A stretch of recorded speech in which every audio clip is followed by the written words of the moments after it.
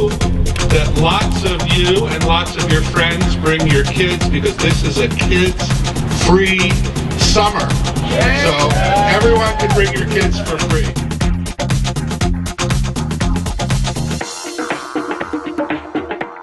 David Eisner, the president and CEO of the National Constitution Center. David, thank you so much for having us here tonight. Thank you. What a great pleasure.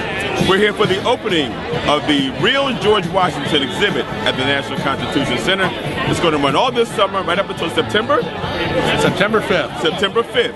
And David, would you give us some idea of what people can expect when they come down to this exhibit, what they can see, and what you hope they will experience when they come to see this wonderful exhibit? I hope everyone will come to see the Summer of Washington across Philadelphia at the National Constitution Center. Enjoy discovering the real George Washington. You get to see what was really behind the man. We've been living with the myth for so long that to see what he did that was really well, why we think of him in many ways as a political genius, but also why we look at him as being a flawed president and somebody that, for example, he was a slaveholder. And to understand this was a great person of his time, and to understand that this is a person that we can learn a great deal from. There's wax figures that have been forensically recreated so that you can see him at 19, see him at 45, and then see him as he's taking the oath of office when he's in his 50s. You can see his horse, and most importantly, and in some ways a little bit, well, gross, you can see the actual teeth that were in George Washington's mouth. That is fascinating. I had absolutely no idea of the historical connection between dentistry and the first presidency until I saw the exhibit today. It turns out that George Washington, when he took the oath of office, had one tooth left in his mouth, and that while he was president, unfortunately, he had to have that tooth removed. Now, we had a chance to look at the quilt exhibit. Wasn't that wonderful? Fascinating to see how you've incorporated art with history to really bring the entire story to life. We had a wonderful chance to talk to some of the children that participated. And please tell us, are children invited this summer to come down to the National Constitution Center? Children are not only invited, kids are free. If you're a parent, you've got kids, bring them down. They'll come in for free so they can get an opportunity to see the quilts at President's House. They can discover the real George Washington, and they can learn all about the Constitution and our founding history. This is a wonderful opportunity, Dave. We want to thank you for opening the doors to this wonderful exhibit to the city of Philadelphia. We encourage you to come down and enjoy the real George Washington. And once again, children are free. We're inviting daycare centers. We're inviting camp groups. Anyone who wants to come down and bring the young people here in the Constitution Center, absolutely free. Thank you so much for spending some time with us. Thank you. And we look forward to seeing you during the course of the summer. I appreciate it. Thank you. Come on down. We're here at the National Constitution Center today to cover the opening of the President's House exhibit as told through quilting. And it's a wonderful exhibit, and we're honored to have a lot of the actual quilters here in the exhibit, some young people who contributed to the exhibit, and it's a fascinating opportunity to see their interpretation of the story of the President's House as told through quilting. And we're here with Michelle Flamer, the curator of the exhibit. She's going to give us a little bit of background about how the exhibit came to fruition and her contributions to make this whole thing happen. So Michelle, thank you so much for being here. Thank you for the wonderful work that you're doing. And please give us some background about how this whole project came about. Well, thank you very much for coming here and experiencing this amazing quilt show. There are 55 quilt artists and 41 quilts in this show. That's fascinating. What was the selection process to narrow down who would actually be in the exhibit and who wouldn't be? Well, I have to tell you, because I am an amateur curator and because I find that I am fairly a good soul and very generous, I didn't cut anyone from this. I wanted everyone to have an opportunity to interpret this history about George Washington. And I mean, it's not really so much about George Washington as it is much more about the 9 human beings that George and Martha enslaved in the President's House here in Philadelphia in 1790. Wow. And there are more quilts on exhibit throughout the historic area down here downtown? Yes, absolutely, and I hope everyone is mindful of that. There are 7 very large quilts on display at the African American Museum in Philadelphia, and they're presented in connection with their show, Audacious Freedom. And there are also 13 additional quilts at the Independence Visitor Center. And those quilts are interesting. They were crafted by an organization through the National Museum of Mexican Art in Chicago. And many of the women, not all of them, but many of the women are of Mexican heritage.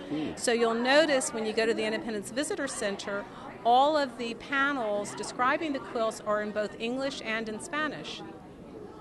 That's fascinating, which really gives it a multicultural, multinational type of presentation to this exhibit to show that the African diaspora and this story is universal and has been appreciated in different countries and in different languages.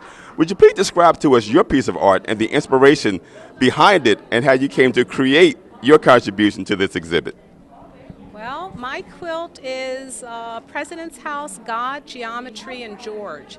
And the G that you see at the top of that, it's a Masonic symbol because George Washington was a Freemason. Okay.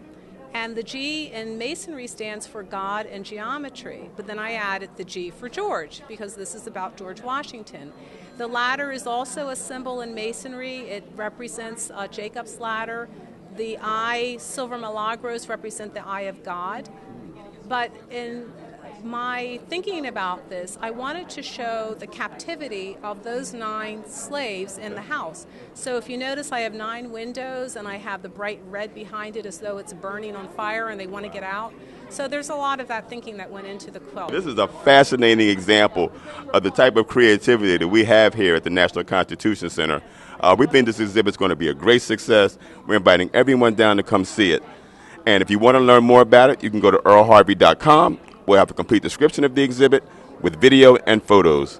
And we look forward to seeing you down here at the National Constitution Center. Thank you, Michelle. Thank you very much. Mackenzie, how do you feel about doing a quilt like this? I think it's just an awesome experience, and I am just glad to be having a piece of our artwork in a museum. It is a dream come true because I've always wanted a piece of my artwork in a museum.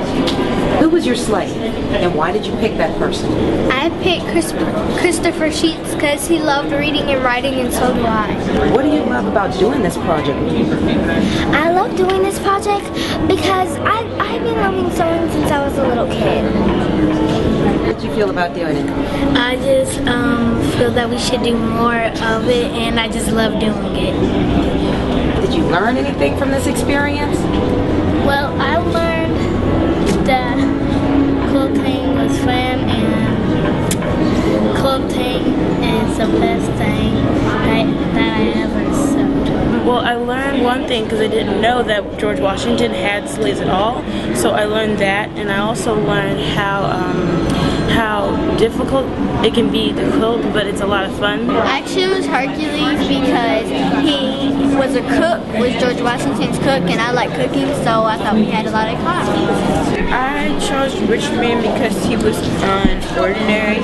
So I chose to pick something that I wouldn't usually do. And he was an inside slave, and he washed dishes for his father and swept the floor if he needed something. I would have to say this is an awesome opportunity for all 9 of the girls who got a chance to participate in the project. When they were offered this opportunity through Carolyn Crump, our artistic director, all the moms and the girls were eager to do it. Some of the girls are 3rd and 4th generation quilters, and they really didn't know that they had this type of talent. It's an awesome opportunity. 9 and 8-year-olds in a museum, you've got to say that's quite an accomplishment. And they've learned a great deal about their history through art. I'm a quilter from Harlem, New York, and this is my quilt, The Price of American Dreams, the Dollars and Sensibilities of Liberty. And it just speaks to the idea of owning another human being and the fact that these humans were considered property and not persons. And that was one of the reasons that it was so difficult to let the slavery issue go, because it was like letting money go out of your pocket, and how would you replace that if there was not slavery? So my quote kind of deals with some imagery that reflects that. Here is to America's independence and George Washington's return to Philadelphia. Cheers and have a great evening. Hip, hip! That's more like it.